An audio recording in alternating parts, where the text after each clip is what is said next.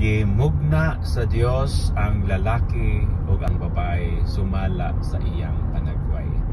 Genesis Kapitulo 1 versikulo 27. Mao nga angayan gyud nato respetuan, tahuron ang kada tao, kada kinabuhi sa tao tungod kay gihimo man gimugna man sa Ginoo.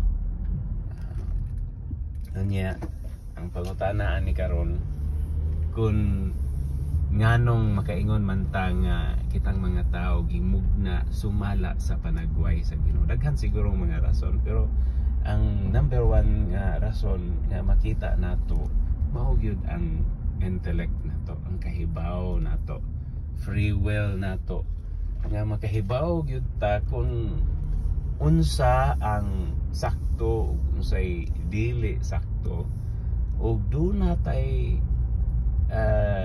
free will, do natay option, do natay gitagaan ta og kanang kahigayunan nga mo pili kung unsa ang ato ang buhaton, pilion nga buhaton, ang sakto ba or ang dili.